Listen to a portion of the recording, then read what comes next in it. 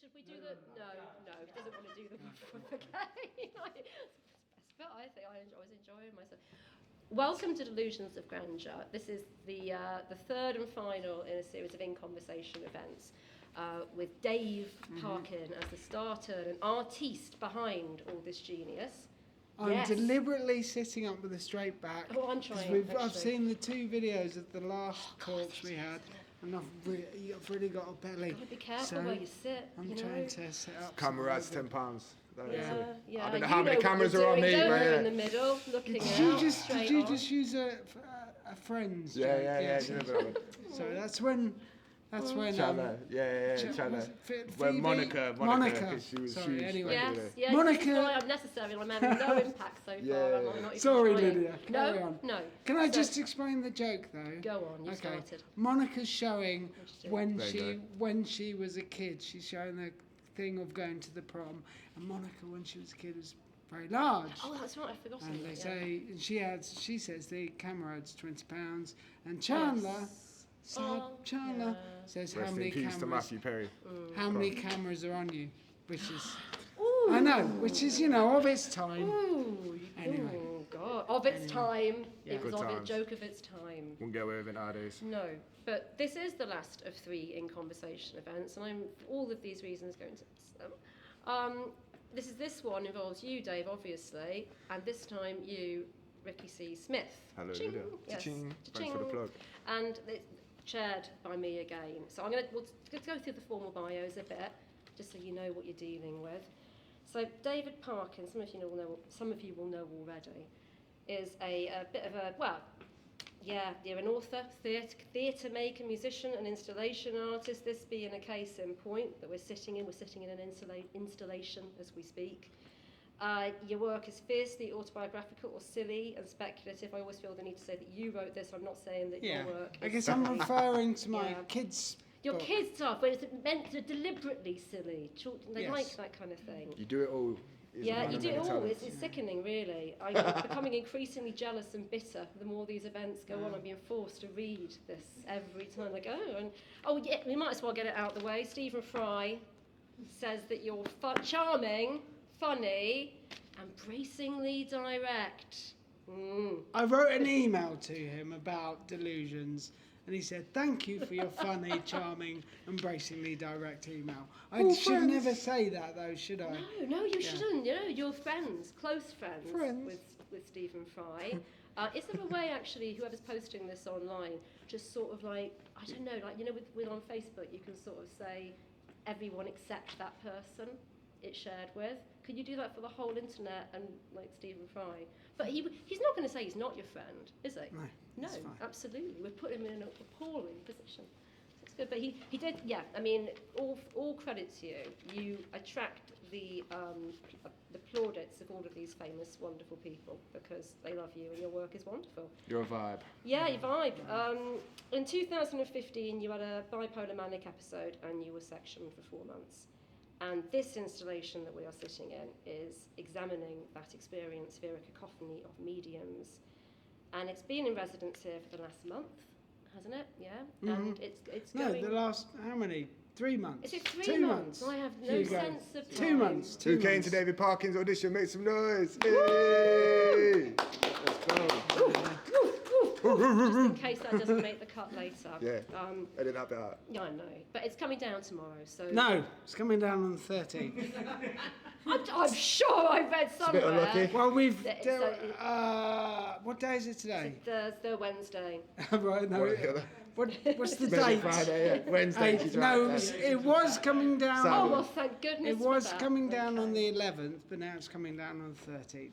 So either way, you were wrong, Lydia, but well, it's good to discuss it in this format anyway and be sure. Everyone's sure now and knows for certain. That it's Wednesday. That it's later. I thought it was in Thursday. The week, more time. Ricky C. Smith, yes, turning to you. You are a very impressive musician. Thank you, Lydia. You played a track, his latest track to us earlier on his phone, and like just sort of wrapped over the top of it. And God, I felt Very a good. bit, I was sort of very good. intimidated and. I'll down never with the be youths intimidated. and- That way down with the youths. Yeah, down Good with the girl, youths. down with the yeah, youths. Let's go. Yeah, I got all the Hood. links, so gingos, Gingos. whatever. You got a G I've pass. got it. I'll yeah. give you your G pass.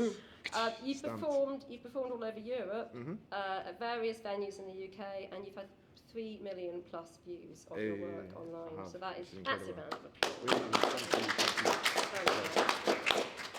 Very Humbling. nice. Your diagnosis, like Dave, is bipolar disorder, bipolar type disorder, which is managed by lithium. And you were sectioned at the same time as Dave, which I you know each That's why other. we're here. Yes. My man. A lot of fun stories that we're Yeah. hopefully going to talk about. That's like, the thing. in the mouth of madness. Yeah, and it's going to be really wonderful to get into it all. Your album is called The Story So Far, and that's available on YouTube. Spotify, various- Google Play, It's everyone, very good. please go Yeah, check it out. everywhere. Thank you. Yeah, so It's look- got a lot of the top producers out in the game that did it. I do a lot of my stuff myself now, but this has got like Stormzy's producers. This has got everyone's kind of producers on it. Like, I can't I big it didn't up. know that. Yeah, it's got my mate Tim Ross from Thailand. He's a really big producer. Shout out to him. A lot of people, more Pete. I'm forgetting people. To names, L-Star. But yeah, thank you for everyone that was a part of it. Like everyone that was involved. It was monumental. That's amazing. Well, we you. should post some of this stuff so more people Yes, can please. hear it, Yes, please. link to this off the back of it. Yeah, that'd be lovely. On the YouTube, we can do a link under this, can't we? Yeah. And just so you know, I'm Lydia. Nice to meet you. Hello. Yay. Yeah, no, I'm not milking it. Not yet. I'll leave that for later if necessary. I'm a writer and performer, and I'm also the Arts and Mental Health Coordinator for Leicestershire Partnership NHS Trust. I've not got my lanyard on this evening in case I put my foot in it, obviously, and I won't be fined that way.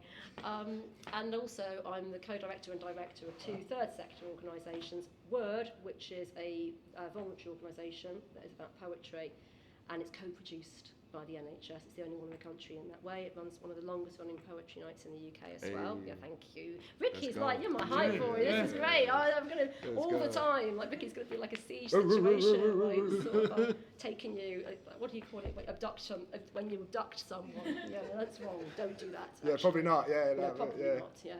Let's shout surprise. And also Bright Sparks is the other organisation. That's a charity, an arts and mental health charity. So that's all that said. Oh, but probably it's important to say that I'm also an expert by experience, because in my early 20s I was also sectioned as a young person.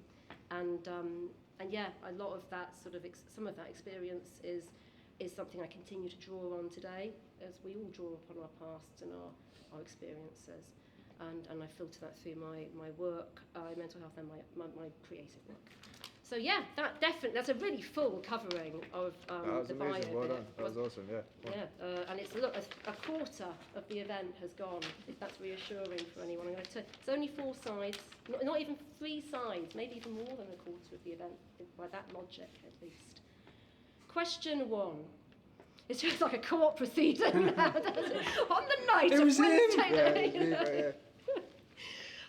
David, Delusions of Grandeur is a book and an installation. Can you give us an overview? What's it all about? Very quickly, I was sectioned for 4 months. I was a lifer, a bit longer than Ricky. yeah, Ricky you was were. in and out on that occasion.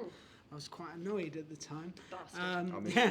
you. Yeah. And yeah, it looks at it from a plethora of mediums or a cacophony. Did I say well, cacophony? yeah. Did I say Or, we had a, sorry, or I wasn't- plethora, whatever. So Yeah. there's written stuff, there's also stuff we can see, poetry that I wrote for this girl I'd fallen madly in love with, and you can listen to songs I wrote in there, which are recorded. I know there's a musician in the audience, so they're recorded by me whilst I was in there, whilst I'd just gone on the drugs, and there's people screaming in the background.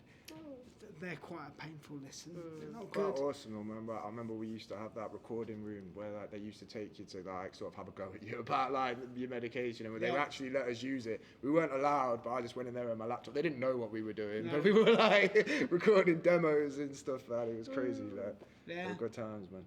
Yeah. So technically, you're listening to illegal recordings just there. That makes And it then- more enjoyable. Yeah, cry. Yeah. And then there's my alternative seclusion, which is a lovely environment to be in.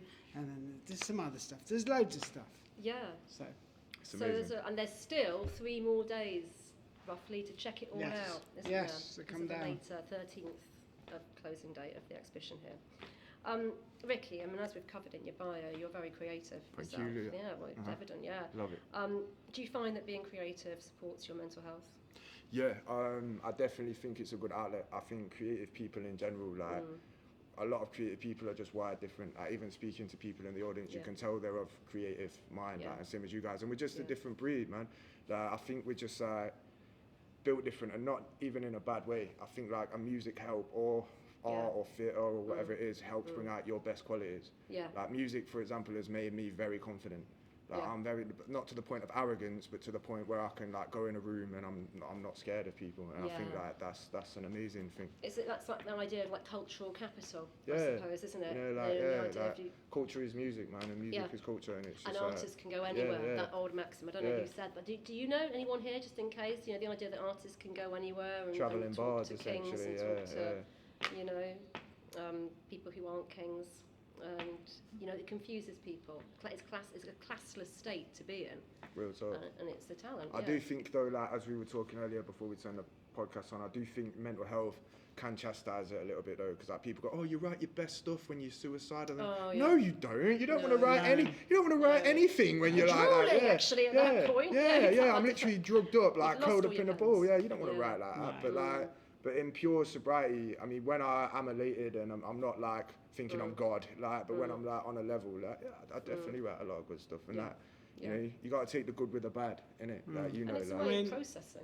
For me, like, especially with Good Friday, classic like, album, it's kind check of it like out. It's amazing. Bang up, after bang up. It's really good. Though I tried to get Alexa to play it, didn't understand. Don't trust Alexa. It's Parkin, not Parkins, and that's what it is. That's what it is. That's what we all do. Yeah. It's kind of like free therapy. Yeah. Real talk. That's And like with Good Friday and with this, to take something so horrible or weird and to give it a beginning, a middle, and an end is kind of makes sense. It's a way of making sense of the world. It's a really good way of putting it. You two both met, as we said before, in hospital, and going through the experience of having been sectioned in that context. I wonder if we could talk a bit about sectioning. Let's go. Who here has been sectioned? No, we won't involve you. Don't worry. No consent forms. Everybody, you know what I'm saying? Everybody in this room. But you two, you've agreed. No, so, I mean, Vicky, the other day Dave shared, he quoted something that you had said, which I found really intriguing and I want to know more about. He said, when it comes, you know, in this context of sectioning, you said, you are sane up until they close that door. Yeah. So I wonder if you might talk a bit more about Well, that. it's just like, when you're elated, like, you just kind of think that you're right about everything. And you think everything's right, you think you're so smart, everyone else is stupid. Yeah. And that's the kind of way. And you're talking to people, and Dave said it best in one of his videos, when they take you initially in for sectioning, they turn around and they go, oh, would you mind coming in voluntarily? It's not voluntarily. Yeah, they're going to section you anyway. Yeah, they're going to then say, if you say no about no, thank sectioning. you. Yeah. Okay then, okay. Come in then. Yeah, come in anyway. Yeah, we're going to lock the door. And then like, so like. It's not really a question. It's not, and that's it. But it's just like you're saying until the minute, literally, like I'm saying, they lock that door, and then you kind of realise like the ramifications of your actions. You just kind of look around and you go, do you know what? Like this is real now. Like, and it's mad. It's like something out of a movie. Like it's crazy. You can't describe it unless you've actually been there. Just the feeling, because you're just there. And like you said earlier, Lydia, like it's not prison. But it really feels like it, and in some states it's not as bad as prison. I'd rather be in there than prison, but in a lot of stages it can be worse. But without the warnings, not the same warnings. No. You know, you get probation. I'm not that I'm saying reflecting on my criminal past, you know, but you do though. You see it on the bill and stuff. You know, you get. It's like the bill. It's a niche reference, retro reference, maybe. And the maddest thing is, you are actually in there with literal nutters. Like that's like I know, the and you don't thing, think like, that's you, do I mean, you? Like, oh my god.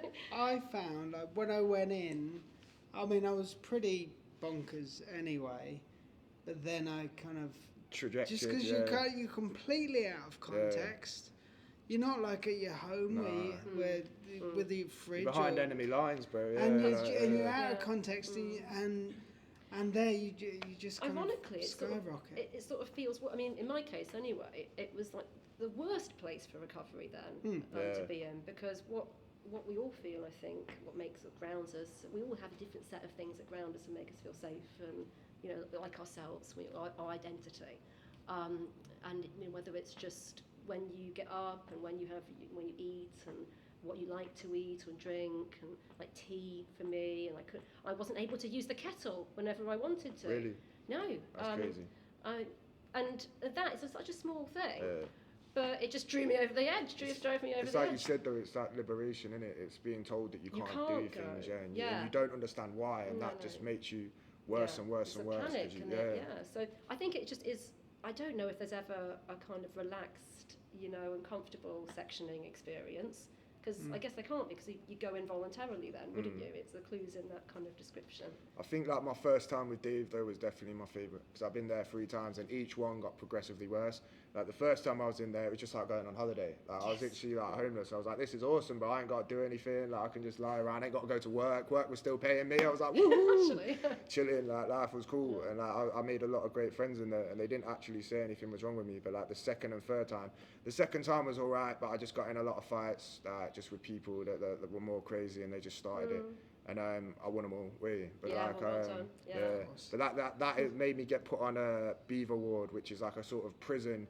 Sort of complex on the outside. It's not as bad as a prison. It's not even close, but they do it's a locked ward. Yeah, and they do put prisoners there, and like it is people that are coming out of prison that may be a bit. And people have committed crimes as a result. And they've gone in there, people. And I mean that was kind of cool because I just played basketball all day, and that was when like Dave reminded me like in my elation I was doing so many push-ups. I don't know why. It was just something to do. Just literally I was just like every couple of minutes I was like, yeah, let's do 20 push-ups. I must have done like 300, 400 a day, easy, and it just kept getting more and more and more. And I did actually get quite in shape, but yeah, the third time was the worst. Like when the third time when they were injecting me full of stuff like haloperidol, like we'll talk about some drugs, but like it was horrible. Like it was horrible, man. Like literally I couldn't pee, I couldn't go to the toilet, I was walking, it hurt, my neck kept doing this, I had to get a pillow and like wrap it around my head and just kind of chill like that. It was horrible, man. There's a lot of trust involved in that way, because you're told these medications will help, and I think you have to trust that in most cases they will. That it's the medical model alone is going to have all the answers. I think psychosocial is a whole picture of recovery. But medication is often a big part of it, but then they're the side effects. It just sedated me. It made me like, I remember coming out when I got released, and I'd been injected for that much stuff that it felt like I was a test dummy. And it was like, I came out and like I was chatting to one of my mates from the village, and he's quite a simple fella. He's quite a simple fella from the village. And I was too simple overtaking for him. you. He was like overtaking me, and I was like, what's going on? Because I'm quite like sharp with it, but it's just like, I just couldn't. And like luckily it didn't end. Luckily it kind of, the medical model did work, and I did eventually come out of it. They lowered my doses, I went down, and I just stick on a lithium and olanzapine now. But that was horrible. That was a living nightmare. But you said before that your best time was in with Dave. I wish I'd been in with Dave. Oh, it was awesome. Decades apart, really, years apart, Dave. Still time for us. Yeah, it's still time. There's still time. We could all get put in with Dave. That's the craziest thing, like, because there are people that are a lot older in there, and it's not like an age thing. It's not like it's just young people or it's just old people. He's really affable. Quite calming. I felt quite calmed having you to look. You were the humour of the ward, Dave. Yeah, mate. Honestly. Well, no, we're going to talk about wank. I can't 10 sentences you never think you're going to say. We may talk about wanking later. But for now, let's talk people. Let's ease them into it. Ease.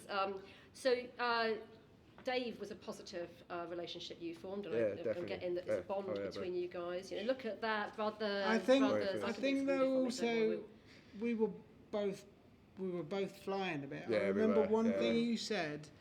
You said, I think I'm just here to look after all these guys on the ward. Yeah. And I was like, no, you're not. That's my job. Yeah, that's how you feel, bro. Yeah, that's it, bro. You just got this clairvoyance. You think you're holier than thou. Like, literally, like, what did you call it, bro, once? God's cocaine. That's literally, like, bipolar manic drive. That is God's cocaine. Just the euphoria of it. It's like, literally, you feel like you can't do nothing wrong. Like, and the thing is, because you are so confident, it's like, me with getting women, for example, I mean, a gentleman never tells, but I was so smooth. This is what he wants, bro. Yeah, this is what he wants. Come on. Go on, Ricky, tell us. But it's just like, honestly, the confidence that you've got, it's just like, you could charm the pants off a nun. Like, you really could. Like, it's like, getting on to when we met Dave, it's like literally the first time he comes up to me, he's like, hello, I'm David Parkin, and like that's it, and that's how you used to introduce yourself to everyone, innit? Like you just walk up and be like, I do theatre, and it's just, I'm like, yeah man, I'm Ricky C, I do music too, and then that was it, bro. There was just that. So, I mean, but like we are saying, like I was the humour of the ward and everything. Oh yeah, you were, bro. But you've got to bear in mind, if you're depressed, and there's me and Ricky, happy as Larry, like, oh, what's up, bro? You know what I mean? Do you want some cake? Because when I was on one-on-one, when I went in early on, I was on one-on-one to stop other patients punching me. Because true story, yeah, he was. Because like I'm saying, he walked up to everyone, hello, I'm David Parkins, and just like, I do this, I do that. And some people, they aren't in that frame of mind. No, they're not in tell us about some of those people, because I'd like to talk a little bit about other relationships you both had with other patients, maybe at the time. What about? I mean, I'm thinking of that board over there, perhaps, as one example. Oh, yeah, go ahead, you can't see on camera, I'll just say, it says Barry punches me. There was this guy called Barry, and this was like the typical kind of psycho ward thing. From the entrance to the bottom of the corridor, he would just slowly walk up and down all day. And that is all he would do for about 16 hours of the day, apart from going to get a cup of water, and then it'd be straight back. We'd be like, I'm trying to lose weight, but he was walking so slow, man. He was never going to lose any weight. It was just weird. And I'd walk by him, I'd be like, you in here, Barry? He'd be like, Clash of the Titans, Ricky, and I'd just dap him and then just walk away, like. So you got away with that, didn't you? Yeah, he was cool with me. Barry loved me. Yeah, he thought I was cool. Not so much in your case, No. Dave, though. Well, I was convinced Barry should go outside, and so I was always trying to get him to go in the garden. So I could go, Barry. Like a member of staff, really. Yeah. On the pier, That's what we felt like we were, mate. Like, Doctor. Yeah, so me and Ricky are like the elated doctors of the ward. Medical team. Barry, do you want to come into the garden? It's nice out there. They got birds, and he'd always go, no, Dave, I'm fine, thanks. I'm sure I did this. That's how he used to speak, bro. No, that's exactly how he used to speak. I know we said this before in another Maybe talk. he was speaking like to make you go away. Yeah. Anyway, one time he snapped, and I was saying, his punches were surprisingly good. I think he surprised me, bro. Yeah, he's quite a big guy, bro. Defended himself when he was a kid and stuff. Anyway, but so that's an example of how, I remember Omar as well, and you told me about this. Like, he was like a really big guy, and I hope he's still alive because he was really suicidal, man. He had a lot of things wrong with him, and he was, bro. That's the maddest thing. He was like the nicest guy. He'd be laughing. He'd be like, ha ha ha, I'm gonna kill myself when I get out. Like, just really somber and stuff like that, like really macabre. But it was just like, you even walked up to him, and he was a big guy, like really big guy, and even then you were like, hello, I'm David Parkins. Doesn't care, doesn't care. With the big guys, it was I'm David fucking Parkins. Yeah, that was it, bro. Yeah, to assert dominance, And that's in your book. That's how you introduced yourself when you got to Aston Ward, I think. It's Bosworth. Bosworth. I always get the two confused. Bosworth boys. Bosworth Ward. Hello. Bosworth boys. Is that what we are? That's what we are, mate. Yeah, that's what we are. Yeah. You have to do Alumni. a song. Yeah, we worked Bosworth boys. Then there were your relationships with I have nearly said with other professionals, going on that ticket. You're sort of, healing the world, both of you together. But your relationships with patients there, your relationships with the nursing staff, the mental health team. They were amazing, but it's like what you said earlier. They're severely understaffed, and they're trying to do as much as they can. Like my first full day on the ward, I came in at night. I went to bed, they gave me a bed, and I woke up the next day, and there was some guy that looked like the Big Lebowski. I don't know if you've seen that film. Yeah. He looked like him, but just without a beard. And like, he was in a dressing gown and stuff like that, and he came down and sat to me, and I was just chatting. This is like my first person that I'll chat to apart from Imran. And he's just chatting to me like a normal person. And he's like, oh, I'm going to go knock on the door, because they had like this door where all the nurses were. And he went and knocked on the door. Yeah, you remember that, yeah. Like the windows. The nursing station. Is that what it's called? There's a desk that's a nursing station, but then there's like the area with the glass windows that's like where they, maybe that, because when I was there, that's where you would be up, Dave, and you would be knocking until they answered the door, mate. I remember that. You didn't just knock a few times, Dave. It'd be I'm David Parkins. I'm fucking David I'm fucking David Parkins. Answer this door. David fucking Parkins. Answer the door. No, it could absolutely. That could be a very strange thing to say. Confusing. Yeah. Anyway, so you were saying. Yeah. Oh, what was I saying? Oh, yeah, and like he knocked on the door. This poor nurse, I think her name was Rachel, she was like some small African nurse, she opened the door and this guy just started beating her. Literally, and this is like, I've literally been awake for about half an hour. Yeah, he just started banging her. So I run over like a hero, thinking like, I'm going to save her. The male nurses are like, no, because I would have hurt him. He was like, look, get back, we've got this. They all got him off, and I'm like, what a dickhead. They locked him up in seclusion. And then he came out the next day or a couple of days after, and he came down sitting to me with his head down, I was like, that doesn't happen again. Sort of like the pod boss. I was like, that doesn't happen again. And he's like, no, I won't. And then he got moved, but I was like, you know what I mean? Like that's it. it's literally crazy. You can't. The thing is about it is it's so like tranquil. It's deceivingly tranquil. It's like being in the Amazon rainforest because everything's fine for 1 minute, then the next thing you know, you've got some crazy guy like an anaconda coming down trying to eat you, and it's just like. It's absolutely crazy. Like, just 1 minute everything's fine, and then at the flick of a dime, the most minute circumstance can just get everybody kicking off. Yeah. And then the alarm goes off. Do you remember the alarm? I mean, I set it off a few times. Yeah, I bet you did. Yeah, I bet you did, bro. So I shouldn't laugh. I don't know. Encourage Well, such things. I remember a guy who was also bipolar. He ran around and set them all off. Really? Yeah. Who's that? But like, when do you remember alarms going off? Just all the time, man.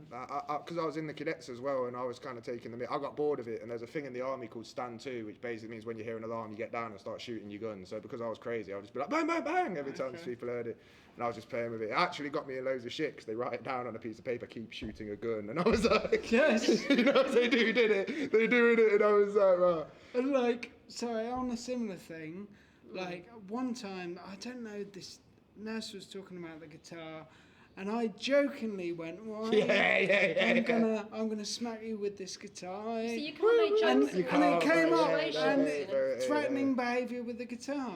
Well, it was technically. Yes, but I was obviously doing it You were with a obviously knowing joking. wink. Yes, she missed that humour, and Well, I'd like the pants on the head. I was literally about to Do you say wanna that, talk yeah, about for the what black everyone adder. here Good, yeah, good. will know about that previous bit of your former work, you know, the pants on the head, up the nose. Yeah, Well, I mean, that explains the profile picture. I went into a ward meeting, and so we know Blackadder. He's trying to get out of the war. He's trying to prove he's mad to get out of the war. So I thought it'd be funny if I went into a ward meeting with 2 pencils up my nose and underpants on my head. And award meetings when you're meant to prove that you're sane, by the way. So like, and no one, it's counterintuitive, but just could work. no one got it. No. Either. But didn't. I got it. I thought it was hilarious. So when he came back and told me, I was You like, couldn't really help, could you? I was like, Dave, you hero, like, you know what I mean? I was like, Dave, come on, Yeah. screw the machine. So, yeah. I mean, were there any instances of particularly good care, though? I mean, not that we've gone into bad care. All the you know, time, when it man. comes- Like I'm saying, I think they were like obviously severely understaffed, but there was one guy called Michael who was this Jamaican nurse, and he was like, even to this day, I've got him up here. He was just a hero. He was just so smooth with everyone, like the way the bald guy. Yeah, he wore glasses. Like he could just like all the times I was in there, like even the youngers, like he could just sort of like get to them, sort of like a patriarchal dad figure, and just kind of like talk to them like if they was their son. But even like people that were sort of his age, he could just sort of like talk to and make them like respect him. He was just the way he's cool, man. Like even to this day, like he would always be like, "Oh, I'm taking the Michael," and I say, "No, I'm taking the Ricky." And he was like, literally, I asked him one time, 'cause he was a police officer in Jamaica, and I asked him, I was like, what was it like out there, just being real with him? And he was like, "Oh, do you know what they do, Bridget?" And they run up to him, and he's like, on my leg like that. I'm like, "What's going on?" And he's like, "They pull the gun out." And then he's like, "Pull the gun out." So I'm going, "What?" Like, I'm like, "Fucking hell," you know what I mean? But that's it. But that's the kind of thing he had to put up with. Like, so what you're saying is, to be a good psychiatric nurse, you need to have been a policeman in Jamaica. mate, well, if he can put up with them, bro, he can put up with us, man. Like some of the stuff we were doing, to put up with us. You gotta be mad to work in there. Like, you gotta be a bit crazy yourself. Could have Like. had life experience. Yeah, that's it. It was just like he knew what he was talking about, and he knew it all, and he looked out for me, like, because I was only like 23, but he was like, "Ricky, you need to stay out the hood. You need to not go to these ghetto areas. Stop hanging around with them idiots and stuff like that." And you know, when you just really take something in, you don't know why, but it's just like, this is a guy that like I've never met, and even he says, he's like, and he gave me a saying that I use for people when I'm at work. He's like, "I'm not this nice outside of work." And that's the truth, like, you know what I'm saying? People, all of you, like, you've all got jobs and stuff, and you have to be really nice to people and stuff like that. But they wouldn't do it outside of work, would they? They wouldn't be like, "Oh, etc." outside of work, would they? But like, and that's it. He was just a really cool But it's guy. a vocation. Yeah. I mean, I remember specifically there's Bo. No, I call She her. was awesome. Yeah, I call her Tamika. Yeah, but he was like this thank student. God, I thought you hadn't changed any of the names. He's changed all I of changed. them. Yeah, he changed them, yeah. Barry is In the book. Gary. Yeah. Oh, well, we won't give them away now. Don't ruin Sorry. it. Oh, God. Steve is So, Tamika, Steve. you were about to we talk didn't about talk about Tamika. Steve. Let's talk about Steve after I say about Okay. Steve. Anyway, yeah, I'll just Anyway. Tamika was great. She was a student doctor, and she made a point of like going in the She was cool, the man. like, conservatory room, to talk to, like. and I think she did it, off her own volition, and she was great. She was really cool. She was just like that. That's the thing. It's just like when you're in there, you need people to be nice to you. You know what I'm saying? It's like when you do have like there were some bad nurses, but when you get around to them, you find out they're just having a bad day. But like and like I'm saying, working there must drive you absolutely bonkers because like we were only in there for like 3-4 months and it. But yeah, like there was a guy called Steve as well that was a patient, and this is just kind of like. Just to get kind of the difference between what people can be like. There was a guy called Steve, and it must have been like hell on earth because like every half an hour he'd forget his memory.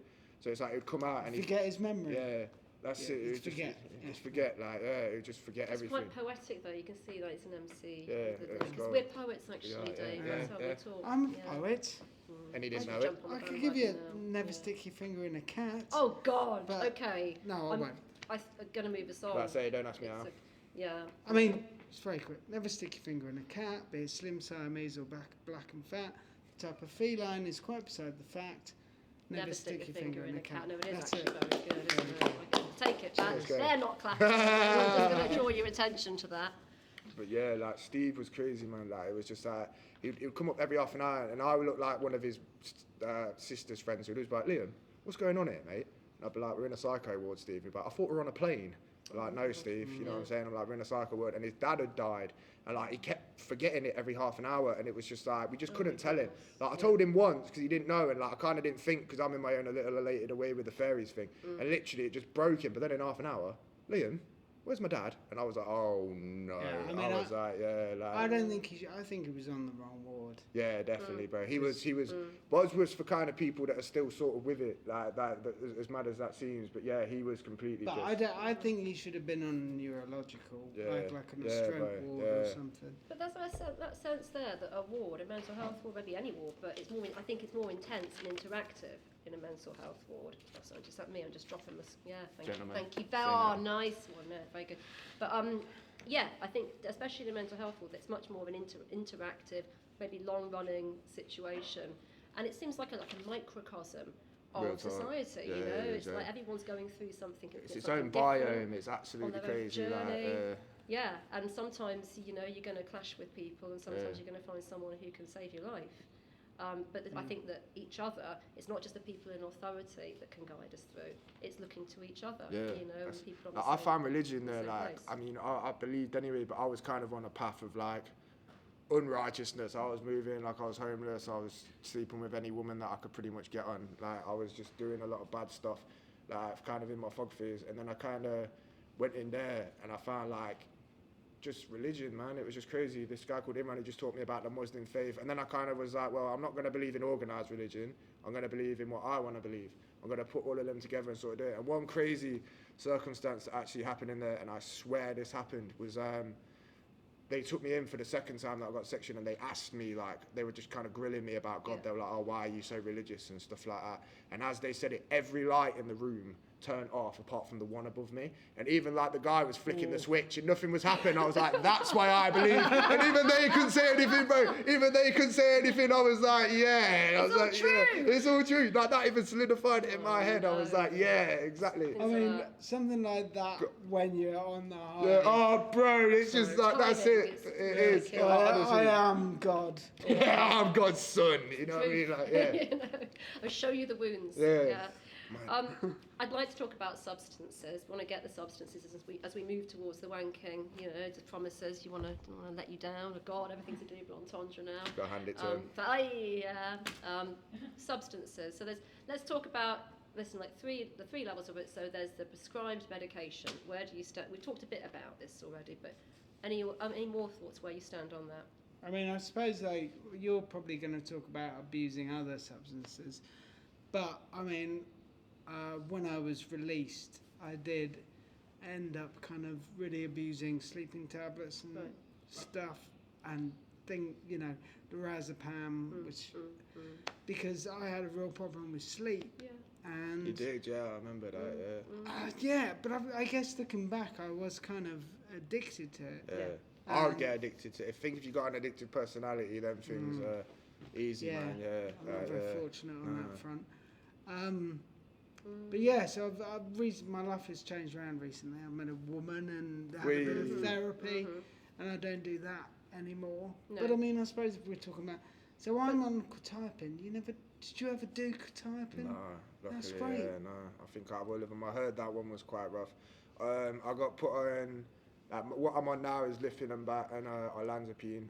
I'm not going to be on olanzapine for much longer, I don't think, basically. Olanzapine is like a mood stabilizer. When you're elated, that kind of brings you down. It's sort of like the go-to one before they try all the hard stuff, and that kind of keeps me from going manic. That's why I haven't had a manic episode in about 7 months, which is awesome. And I'm on lithium, so that just kind of mood balances. And I do fully agree with them, because a lot of people say, oh, medication doesn't. It does, because without it, yeah, you would go absolutely gaga. I've seen what I've been like on it. You know what you're like when we're off it, man. It's absolutely crazy. And like, it's fun for a while, but like they call it the bipolar scale, yeah? And basically 5's normal, then you go 6, 7, 8, 9, 10, and then 5, 4, 3, 2, 1. Did you ever see this? Did they show you it? Did they not? And like, basically like, so if you go to like 4, you're just feeling a bit down. If you go into 3, you're really down. If you go into 2, you're seriously depressed. If you 1, you're suicidal. And if you get to 0, you're probably going to be dead, because you're not going to be that happy. And then you've got on the other side, you've got like the 6, and it even says, yeah, like on the form that they gave me, when you get to a 6, you become more charismatic. You become more charming, which is crazy. And that's why you get sort of addicted to it. That's the sweet spot. That's why you get addicted to it, because you think like, wow, it's like a superpower. But then like when you start getting to the 7, 8, 9, you just become so elated. Like I remember thinking just crazy things, like literally crazy things. I started believing in voodoo. Like I really like voodoo and stuff like that, and I was actually seeing it. I was actually seeing stupid things because I wasn't taking my medication, and it was booky would be the term. Booky? Yeah. Okay. But I've learned a new word. What's that? Is that bad? Yeah, That's bad. yeah. Okay. Yeah, street booky. speak, Streets. everyone. Well, Is everyone booky. down with it? Yeah, good. Okay. I just feel cooler, to be honest. Yeah. I'm going to take You the are cool, poncho Lydia. off You know what I'm and saying? kind of, Like, yeah. you are cool. Style it out. Thank Yeah. you, because it actually means quite a lot to me. Do you want to do the? Okay. I'll sort that. Thank you. So everyone's on their own journey with medication, and I think you sometimes, but it's about trying to. Ultimately, everyone is looking for balance and comfort. I think that's the problem, Lydia. Everyone thinks you're just going to take a pill and you're going to be all right instantly. It's not the whole It doesn't work solution. like that. Yeah, No. it doesn't work like that. It can take No. months, it can take weeks, it can take years, it takes a long time. But why is it that we're also, not all, but some people are very comfortable with the street drugs, back to the Hill Street, Yeah. but something that you have, I suppose it's control, Yeah. whether it's smoking, weed or anything, I think it's- and alcohol, but not okay with the prescribed, Because they want to, tested, clinically trialed. because they want the so dopamine, they want all it's those, the they dopamine want that hit, hit, like they want that whatever other Yeah. substances it releases. It's like, and they go to it because they think, like we said earlier, that you think you're going to be more creative on it. You think it makes Yeah. you funnier. You Yeah. think it makes you a better person. It doesn't. But and that's it all really of us. I doesn't. think Yeah, many it of is, us anyway can identify with, like, why Well, do we it's like people that do drink, why do we- cocaine, for yeah. example. Like I was never really into that substance. Yeah, I didn't really like it. But I see a lot of people, especially the kids of today, they do it because they go out. It helps you drink more, Yeah. which is the illusion. They think, because I'm drinking loads, I'm going to take this and that will sort me out. But they also like the confidence it gives It's them. the quick route, yeah. They think they're being the life of the party. I never did coke. Good man, I wouldn't I recommend it. I thought I'd like it too much. That's the problem, man. Still, I'd It's be like, awful on coke. I've got a friend. I wrote a song about him, and it literally ruined his life. Like he was prom king, man. He had like the world at his fingertips. I think he just peaked too early, and he just like ruined his entire life, man. And like, I've literally I've had to fall out with him over it. Like I had to be like, bro, like I can't mess with you anymore, man. I'm like, you're bad news. Every time I meet up with you, it's the first thing you want to do. Like you get in my car and you're bringing up dealers. I'm like, bro, like I don't even do that stuff. And then he's with me, and he's like, oh, do it, mate, do it. If you're my best friend, you'll do it. Fuck off. You know what I'm saying? Like, fuck off. Friends don't do that, bro. That's when I realised I was hanging out with the wrong people, because it was just like, they were always like, oh, do you want some? I'd be like, no, I'll do some anyway. Fuck off. I But said it's more no. about that person. It's consent, then, yeah, dependency and need, Yeah, real need talk, to bring Lydia, someone yeah. with them. That's What it, you yeah. want to do, mate? You want to come and do a little talk with me? Yeah. Yeah? You know what I'm saying? Yeah. It's a Go real in the way to toilet. get We'll go in high. the toilet all night and just fucking sit in the toilet and do fuck all. Yeah, that sounds like a good night and a waste of money. You know what I'm saying? Like, rock star, yeah. So, I mean, maybe the thing about recovery, are we just saying it's maturity? You have to sort of do the collaboration with the figures of authority around the prescribed medication and not be a twat. That's with it. street Real talk. drugs. That's it. I think when you we finally, cracked it. I think when you finally realise how much of a hindrance that drugs have on you, because the reason why I started doing it was a girl. I'm not going to say her name, but she knows who she is. it was when I was 14 or 13, and she was like the fittest girl in school. Hang on, she was also 13. No, I was younger as well. Like, yeah, you were all young, all young But ones. like, Anyway, come on then. because basically, yeah, like we were all under an underpass. We're all like 13, yeah, and like I didn't even smoke at this point. I did nothing, and she's the fittest girl in school. Like everyone's like, she's this girl, yeah. And literally, she just takes a hit of a spliff and she comes over to me. I'm like, what the hell is she doing? And she just grabs me and starts kissing it and blowing it into my lungs. I'm like, this is the best thing in the world. I'm like, this is so good. Yeah, that's it. I was like, this is so good. They always say the first hit's the best. Yeah. And then like, so I'm like, and then from there, I was just kind of like hooked on it. And I just kind of thought, this is cool. And then it got into my late teens when I went to university, and everyone's exploring at that age. Everyone's like, and then I just fell deeper into the depths. But I started realizing like, I was losing my humour, I was losing who I was, but I didn't care because I was stoned all the time. And then like, eventually that just becomes a normality, and you don't realise actually how much of a twat you're being to your family, your friends, all these really good people around you. The worst thing, it's always in retrospect. Yeah, hindsight. Nothing you can do about it then, is But there? you haven't smoked or drunk for like... In about 7 months now. That's Wow. brilliant. Yeah, Hey, very impressive. and never again. Like, But I mean, Yeah. sorry, there's a big thing for me is booze. Yeah. It is, bro, yeah. And now I've got together with Sylvia, and she's Italian, and they treat booze differently. So They like, don't drink to get drunk. No, and also like anyway, I just I used to live on my own, and it was a treat at the end of the night, and then there was the weekends, and it's just not good. Would you for say it me. was killing loneliness? Yeah, Yeah. That's what a lot of people do, man. Like, I'm just trying to... Sorry. Yeah. No, but that's it. It's like I find like if I had the love of a good woman and stuff like that, like when I start getting involved with women and stuff like that, like good, positive female role models, like I don't want any of that stuff. You know what I'm saying? Like when I start getting high off love, like I don't want any of that stuff. I just want to be a better man. I start working out more. I start doing more things. You know what I mean? Especially if there's kids involved, you don't really want to be doing that. But it's just like. Oh, it drives me to booze. Yeah. No, but that's it. But everyone has their vices. Like my vice is music. Like that's where I take out my kind of frustration. But it's like everyone has their, and drinking as the main thing. As long as people, because there's types of drunk in there. There's the people that can handle their drink, and there's the people that can't. And the people that can't handle it need to stay away from it, because that's the same with anything. Like, if you don't like who you turn into when you do something, just don't do it then. Because I turn into thug life. Like I'm like, yeah, that's a good idea. What? Let's get on this girl. Yeah, no protection. Yeah, this is a good idea. Not. And then you wake up the next day and it's like, that's what I was like in my early 20s, and I'm lucky. Like nothing really bad ever happened of it. And it's just that, but you know, it could have a lot of the times. But the arts, they offer a wholesome high with fewer negative consequences. Well, it's that meridian. Yeah, do art, kids. Kids. Don't do drugs, do music. Don't do drugs, do art. Yeah. But that's it. It's that meridian response, though. It's like the first time you do art or whatever, and you get that feeling of, wow, I've done this, I've created this. I can only akin it to like childbirth, like, or something like that, because it's like, wow, it's like, I've done this, I've put this into the world, this is me.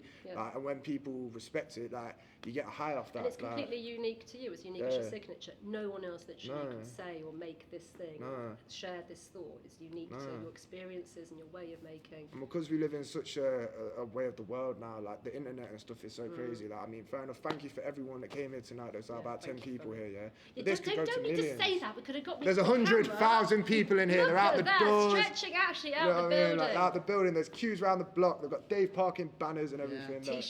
T-shirts, bro. Yeah, that's it. Yeah. I'm fucking David Parkin. Yeah, that's it. So our woman's looking a little bit crushed at the front here. If we could give us some room. Give us some room. Yeah. Thanks. I'd like to talk about freedoms as we move towards the last bit of this, because freedoms. We talked about substances a bit. So we could put into this part talking about smoking on wards. So it's not illegal stuff, but it is something that gives comfort. There are smoking bans now on all wards and mental health wards too. In my day, it's a terrible phrase, isn't it? In my day, like when was that? Like, I digress. But there were smoking rooms, and I didn't even smoke. I just used to go in there and get a bit of passive. You know, it was something to do, wasn't it? Break up the day, see the other side. But now none of that. You can't even smoke in the garden. So there's that thing about how it's another unfortunate way in which freedoms are eroded in that confined situation. Yeah, I mean, No, go on. When we were there, together, we could smoke in the garden, and then I think the smoking ban when it got worse. Because I was in there 3 times over 2 years. I saw it gradually get phased out. And when me and Dave were originally there, I haven't smoked in 6 years. But like when I was in there at 23, partly because of the smoking ban, because I was kind of being a bit of a renegade. I was like, what? They can't tell me when to smoke. Fuck them. I'm going to quit smoking. So something good did come out of it. But like when me and Dave were in, we could go when we wanted. As long as there was a nurse, there'd be a nurse with a lighter, would go knock on the door, can I have a cigarette please? They'll take you out, light a cigarette, and that was cool. But the second time I went in there, when they were trying to do it, it was different on different wards as well.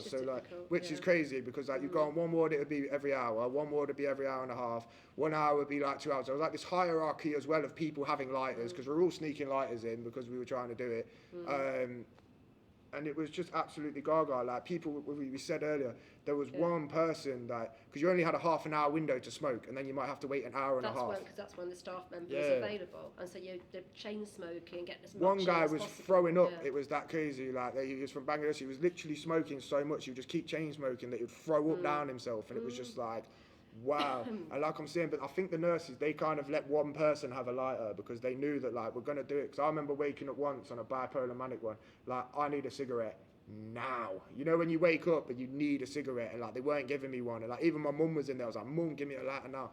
And she was like, if I give you one, I'm not going to be able to come in again and see you. And you know what? I would have took the lighter if she would have given me it. And I think that's you, Mum, but yeah, I love you, but I need a cigarette right now. Yeah, and it's just like that's how crazy it was. Yeah. And it's just like, the third time was just kind of like, I actually quit for 2 of the 3 months that I was in there.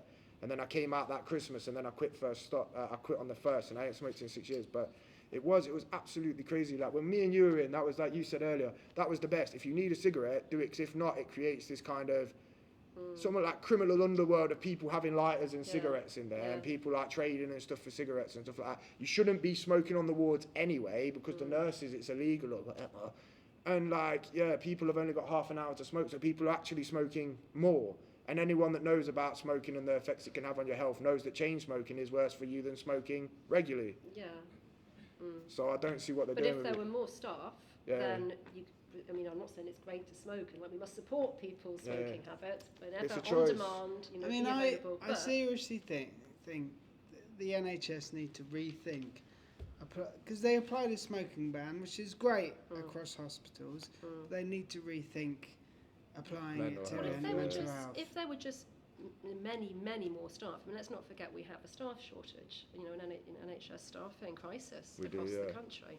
And if that wasn't the case, I mean, we talked about Cuba very briefly in our last talk, in that it's a communist country, and for all sorts of reasons that it's harder to access all of the medications. So there's fewer medications around, but there's loads of people and a desire to work in mental health and work in healthcare, and that means, and that seems to balance things out in that the outcomes are very similar. Few medication but more contact with people, and it's a problem that we don't have enough people really. So that could be one sort of just better funded system. If they stop spending money on wars and stupid stuff, then they would have it, and that's the sad, harsh reality of life. It's sad but true, but that's the point. They look at the NHS and then they wonder why they're not getting paid so much. It's a hard job. It is a very hard job. I'm not saying every job is easy, but then you've got doctors that haven't come out of the house in about 4 years. You know what I'm saying? And then you've got this underfunded, underprivileged, under everything class of just normal people, that are having to pay for uni fees now. I mean, I understood it when they didn't have to pay for it. That makes sense. But now they're having to pay to do this job, and it's like. I mean, the student nurse bursary has only relatively recently been put back, in that the government took it, took it away, and that meant that as a student nurse, you have to work throughout the week on placement. There's no sort of time then to have a paid job like another kind of student would have. So how do you feed yourself? You've got to be working for free. So there should be a bursary to make it a bit more. I'm not being funny, and I'm not trying to sound privileged. I'm not trying to sound entitled, but since COVID, we've learned what jobs we need. You know what I'm saying? And nurses are one of them jobs, and it's the key workers. You know what I'm saying? It's all good. I mean, AI is taking a lot of jobs and stuff now anyway, but it is people are learning that it is you know, we've been lied to. You know, people think that like, oh, you can go and do this, but it's like we need people, like even me as my creative endeavor, like I love what I do as music, but I still want to contribute. I still feel like even if, like maybe that's my mental health or whatever, but even if I became like this multi-billionaire person, you still have to contribute. You know, it's not just about like all these rich people. Like, I'd buy an island. Yeah, live on your island. Buy an island, get a piano. Yeah, you'd love it, bro. Sorry. Do you know what I mean? I mean, in this may be a good time to introduce wanking. Yeah. Let's into go. our discourse. Yeah. I mean, I've covered it really. We agreed that. Is anyone else in a bad place? Somewhere, you know? Let's just. It was the showers. Let's just talk about the wank. Why are we going wanking on about? So, it's very hard to have a wank because there's a nurse watching you. Nurses come in every 50 minutes to check on you. And I was talking to Ricky, and it's the showers, isn't it? That's where. And the floors are sticky as fuck, and you wonder. It's true. It's true. You step in there, and originally you think, but then you're like, hang on. Maybe it was shower gel. Maybe, but probably not. You know what I mean? Like, probably not. That's why you put your towel down. You put one of the borrowed towels down. Seeing as we've got Bosworth boys in, though, I would argue the wanking issue, the masturbation issue. Yeah, that sounds that better. raises, that elevates things. So it is harder. They've got class. Yeah. It is harder for men on a ward. I'm just saying, if you think, you know, there's not like there's stimulation. No, yeah, there's a couple of nurses. But also like it's more like. God, I don't want to get into the logistics of this. Get into it, Dave. If you're a girl, I imagine you just need to stick your hand down your knickers. How wrong you are, David. He knows. He knows. Oh, yes, because you know all about the female experience, don't you? This is a And great the other. point. We should have made the whole thing about This should have been it, bro. Yeah, like, we found the level of the room, really, me included. You know, I know all about the clitoris. Anyway. the clitoris. This little joke. No. But if you're a man, like, it's more obvious. And then there's the sticky stuff afterwards. Yeah, that's why it was the showers. I mean, I know that. Oh, God. He used to tell this nurse, he'd be like, Michael, don't come in for 15 minutes, I'm having a wank. Because you were Uncle Typing, so it made it like harder to actually climax it. Yeah, fuck that. Well, but needing extra time in an exam. He did, but that's why I needed them 15 minutes. I was on a bipolar high, it took me about 30 seconds, and then I was ready again. I was like, let's fucking go again. So the same 15 minutes, yeah, really. You know what I mean? Yeah, spread out, Fucking hell. But it's a human, going back to the idea of rights and freedoms and dignity, I mean, you know, this is a natural part of life, a healthy life, I think. And it's something that if you have your freedom and privacy... Getting on to a point. I'm not wanting to question anyone in the audience too closely, you know, about this. But are we going to open up to the floor now? We're talking about there's still a couple of minutes. We'll go round and we'll make that the question, shall we, Dave? But it is something that is part of identity again. It's part of comfort. I think one of the hardest things that, and then Dave asked me about this the other day, so I'll lead into it. I actually had sex with a girl on the ward, and she came in, and but that was one of the maddest things. He actually gave me a condom, so big up. That's why he's putting this little sort of ring man hat. So I'm working on a sectioning novel, and I put this scene in because of Ricky. Champion. Good. I mean, it's just an advert for the NHS, isn't it? Such a high standard of care. But you're surrounded by, honestly... Want to have sex with another patient? Be our guest. Yeah, that's it, in the disabled toilets. Is there a condom machine? Was that something... No, I actually asked everyone. I was like, can I get a condom off someone? And no one had one. And then luckily Dave did, so I was like... They just put it down so you're on a high, he's not having sex with I couldn't fucking believe it. I was like, we're in a hospital. How is there not a condom machine for like 100, 1,000 on meters? On a mental health. Yeah. Should have been in the toilets for the men, you know what I mean? Yeah. Where's the equal rights here? You realised though that condom had been in my wallet for about 2 years. Oh, I know, yeah. I checked the expiration date. Luckily, I did. Luckily, it was fine. But yeah, that's why I didn't do it. But yeah, that was crazy. Because she was actually a patient. I was going out, I was doing a Prince's Trust scheme while I was working out. I was trying to get my business up for music and stuff like that. And like, you know when you wake up and it's that day and you're like, yeah. And I was out today. So like I'd gone out, I was talking to a couple of girls, I got a couple of numbers, so I was like, cool. And I got back, I'm walking back to the ward, I've got my hat back. I'm walking like a 23-year-old that wants to get laid. I'm like dipping my shoulder. I'm loving life at the minute. I got my hat back. And I hear this, you can picture it, and then this girl, I just hear this girl shout, "Oh, you." And I turn around and she's there. And she was about 28, 29. And She's like, oh, you're really fit. I'm going to see someone on the ward. She wasn't. She was a patient. This is what I found out later. Right. So she's like, oh, I really want to have sex in the hospital. I was like, can't we just do it outside? She was like, no, it's got to be in the hospital. It's got to be in the hospital. So I'm like, all right. We go into the ward. She's trying to drag me in the girls' toilets. I'm like, listen, I'm a man. I don't want to go in the girls' toilets. We'll go in the disabled toilets. Because that was so much better. You know, look at that, judgment there. You know what I'm saying? Gentlemen, late, yeah. but it was You know what I'm there. saying? And then we get in, and the maddest thing is, like I'm saying about religion, she had a tattoo of a devil tattooed on her ass.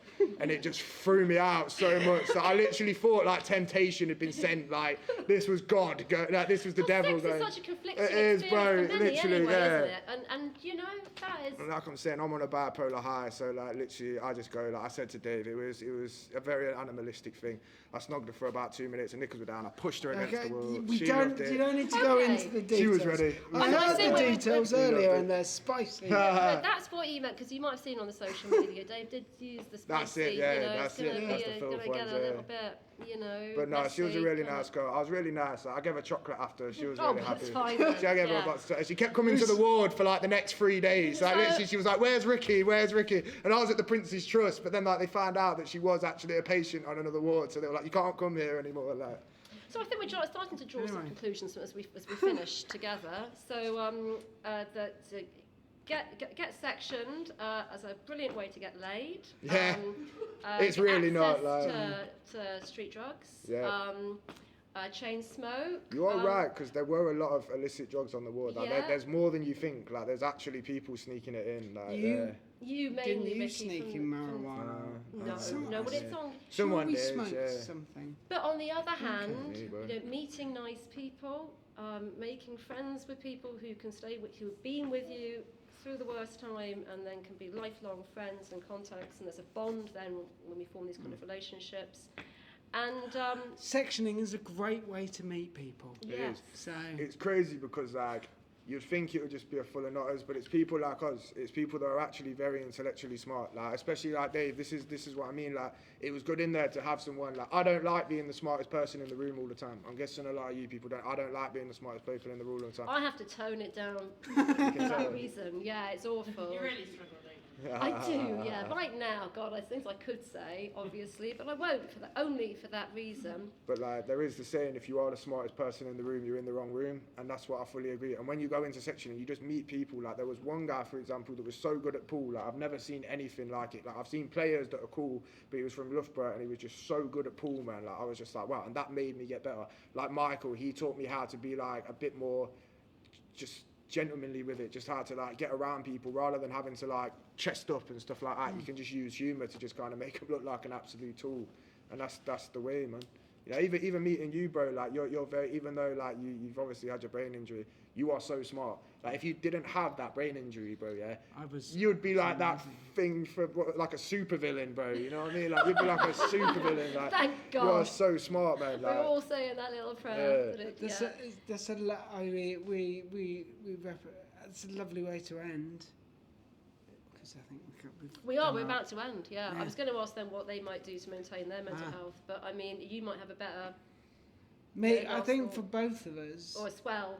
it's not drinking and yeah, not, it's to you stay know. sober, like never. No sex. Well, not no sex. Oh no, actually. definitely Let me a lot of rephrase sex. that. Sex So, is great for mental you know, health, bro. Not bad no, sex. No but- drugs. Yeah, no drugs, and don't like, especially for men and women. Yeah, don't be sleeping around with like a bunch of random people. 'Cause that's no good for Monogamy, you. Yeah, yeah. Like, it's so much better to actually be in love with someone like that. When you're younger, yeah, especially.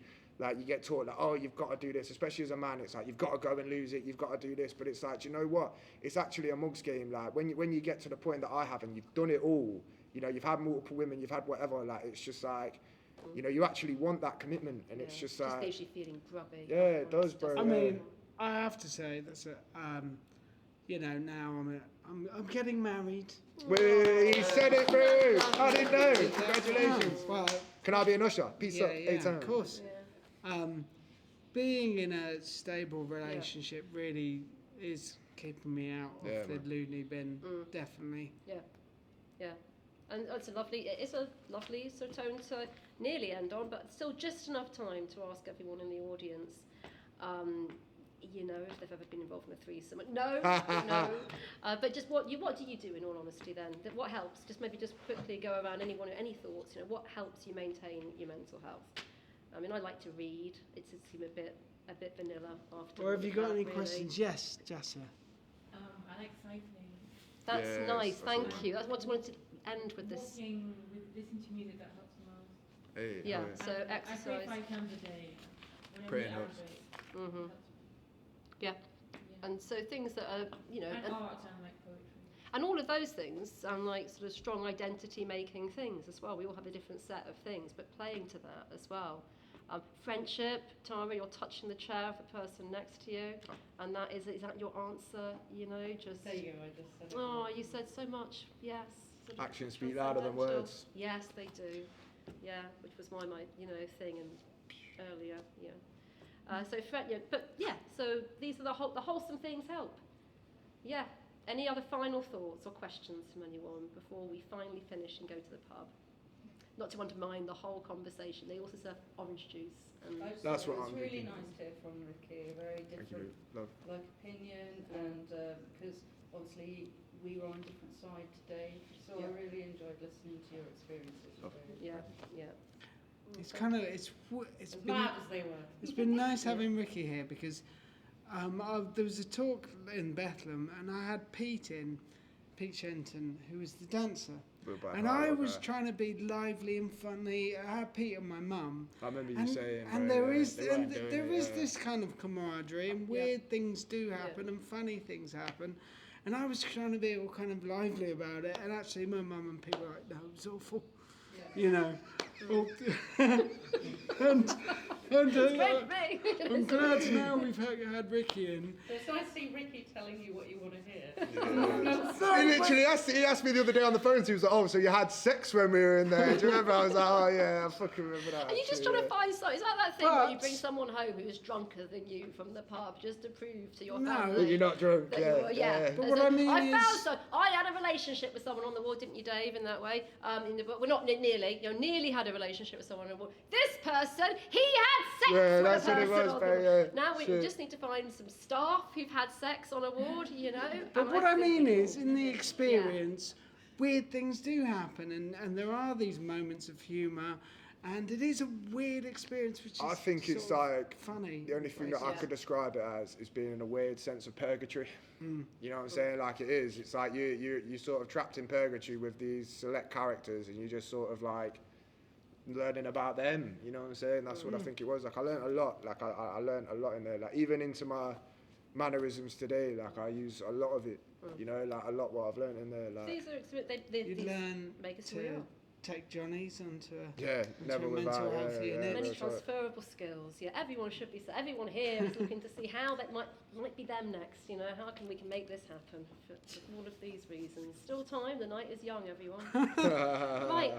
I think we're That's done for awesome. Okay. now. Thank you. So Thank you. I'd just like to say a massive thank you to everyone who's here, who's come out this evening, and thank you to you, Ricky. You know, for being part of this evening. It's wonderful. It's been awesome. And thank you Make for some noise staying. for yourself as well, everybody. Yay!